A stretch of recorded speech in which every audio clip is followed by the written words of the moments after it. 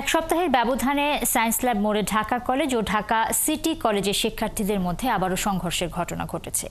এ সময় ইটপাটকেল নিক্ষেপ, ধাওয়া পাল্টা ধাওয়ার ঘটনা ঘটে। মঙ্গলবার বেলা 11টার কিছু পরে রাজধানীর সায়েন্স ল্যাব মোড়ে সংঘর্ষ বাধে দুই কলেজের শিক্ষার্থীদের মধ্যে। এরপর দুই পক্ষের মধ্যে ইটপাটকেল নিক্ষেপ চলে। পরে ঢাকা কলেজের শিক্ষার্থীরা দলবদ্ধভাবে সিটি কলেজের সামনে জড়ো হয়। এ সময় সিটি কলেজের শিক্ষকরা তাদেরকে আটকানোর চেষ্টা করেন। তারপরও ঢাকা কলেজের শিক্ষার্থীরা সিটি কলেজের গেটে ইটপাটকেল মারতে থাকে। পরে পুলিশ ঘটনাস্থলে এসে পরিস্থিতি নিয়ন্ত্রণের চেষ্টা করে। এরপর আবারও সিটি কলেজের শিক্ষার্থীদের সাথে পুলিশের ধাওয়া, পাল্টা ধাওয়া ও ইটপাটকেল নিক্ষেপ চলে।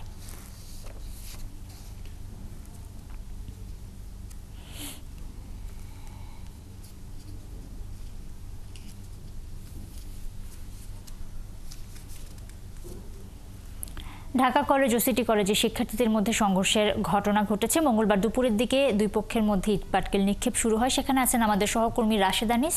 আমরা সরাসরি তার সঙ্গে যুক্ত হচ্ছি। রাশেদ, আপনি ঢাকা কলেজের সামনে আছেন, সেখানকার পরিস্থিতি এখন কেমন সেটা জানাবেন, এবং পুলিশের পক্ষ থেকে কোনো কিছু বলা হয়েছে কিনা সে বিষয়ে যদি একটু জানান।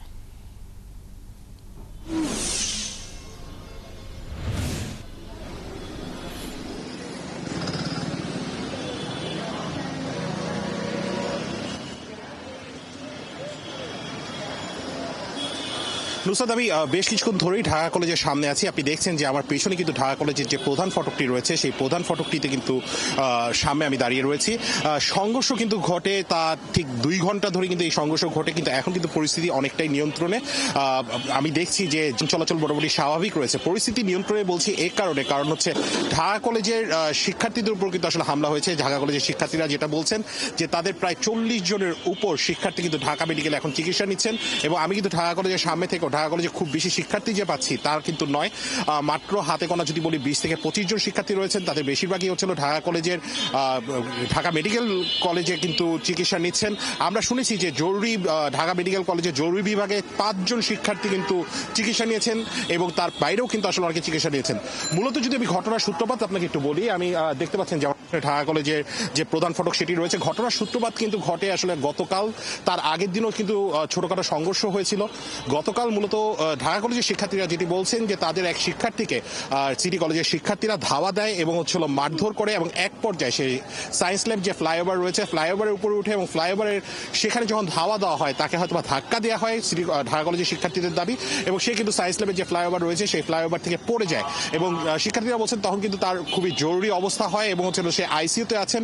এই ঘটনাকে কেন্দ্র করে মূলত ঢাকা কলেজের শিক্ষার্থীরা তারা ফুঁসে ওঠেন, এবং আজও কিন্তু এরকম একটি ঘটনা ঘটেছে বলে ঢাকা কলেজের শিক্ষার্থীরা দাবি করেছেন যে বাসের ভেতর হচ্ছিল একজন শিক্ষার্থী যাচ্ছিলেন ঢাকা কলেজের, এবং তাকে কিন্তু নিচে নামিয়ে সিটি কলেজের কয়েকজন শিক্ষার্থী মারধর করেন, ঢাকা কলেজের শিক্ষার্থীরা যেটি বলছেন। এবং এই ঘটনাকে কেন্দ্র করে ঢাকা কলেজের শিক্ষার্থীরা সিটি কলেজের সামনে যাবার পর সিটি কলেজের যে নেম প্লেট রয়েছে সেই নেম প্লেট খুলে নিয়ে আসেন, এবং খুলে নিয়ে আসার পর কিন্তু এটি সংঘর্ষের রূপ নেয়।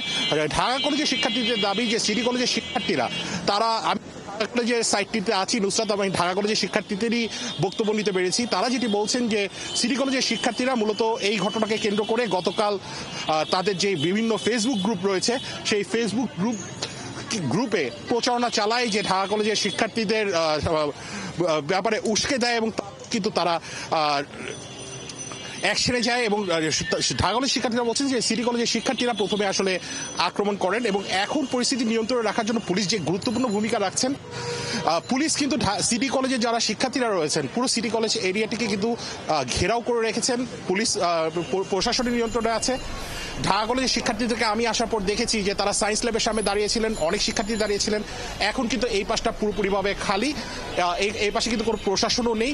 মোটামুটি বলা যায় যে পরিস্থিতি নিয়ন্ত্রণে আছে। আমি আরেকটু স্পষ্ট করে যদি বলতে চাই তাহলে আমি 2-1 শিক্ষার্থী যারা সংঘর্ষ কিভাবে সূত্রপাত হয়েছে এবং সেই বিষয়গুলো নিয়ে বলতে পারবেন। আমি যদি 2-1 শিক্ষার্থীর সাথে কথা বলি, আপনার সাথে যখন আমার একটু ঘটনা ঘটছিল, কথা হচ্ছিল যে সাধারণত তুচ্ছ ঘটনাকে কেন্দ্র করে ঢাকা কলেজ সিটি কলেজ মারামারি লাগে, এবং আপনি বলছিলেন বেশিরভাগ ঘটনা মেয়েলি ঘটনা। সিটি কলেজের মেয়েদের সাথে যদি ঢাকা কলেজে কোনো মেয়েদের রিলেশন থাকে সেই বিষয়টা একটু বলবেন পরিষ্কার করে। হ্যাঁ, আপনারা জানেন যে ঢাকা কলেজ সিটি কলেজ দীর্ঘদিন যাবত একটা মারামারির মধ্যে দিয়ে চলে আসছে এবং তুচ্ছ ঘটনাকে কেন্দ্র করে মারামারি হয়ে যায়। এখন জানেন যে ঢাকা কলেজে কোনো মেয়ে নেই, আর সিটি কলেজে মেয়ে আছে। এমন দেখা যাচ্ছে যে সিটি কলেজের মেয়েরা ঢাকা কলেজে ইন্টার পড়ুয়া ছেলেদের সাথে রিলেশন করে, অনেকেই করে। তো আবার ওই মেয়েকে পছন্দ করে সিটি কলেজের এক ছেলে। তখন হচ্ছে যে এই ছেলে যখন যেহেতু মেয়ের সাথে রিলেশন করে, এই ছেলে যখন ওই সাইডে যায় সায়েন্স ল্যাবের দিকে বা ফুটওভার ব্রিজের দিকে, তখন ওই ছেলে আবার তাকে তাড়া করে। অর্থাৎ যে এইভাবে তুচ্ছ ঘটনা নিয়ে মারামারি হয় এবং ছেলেকে যখন চড়থাপ্পড় মারে বা হামলা করে, তখন তার বন্ধুরা তো বসে থাকে না, আবার তার বন্ধুরা তাদের হামলা করতে যায়, পর্যায়ে পাল্টা প্রতিঘাত চলে আসে। এবং এই বিষয়গুলোতে যদি ক্যাম্পাস প্রশাসন শক্ত পদক্ষেপ নেয়, যেমন সিটি কলেজ, ঢাকা কলেজ, তাহলে এগুলা গন্ডগোল খুব দ্রুত সমাধান হয়ে যাবে। আচ্ছা, আমি যদি আরেকজনের সাথে খুব রাশেদ, আপনাকে অনেক ধন্যবাদ। আমরা শুনছিলাম ঢাকা কলেজের পরিস্থিতি।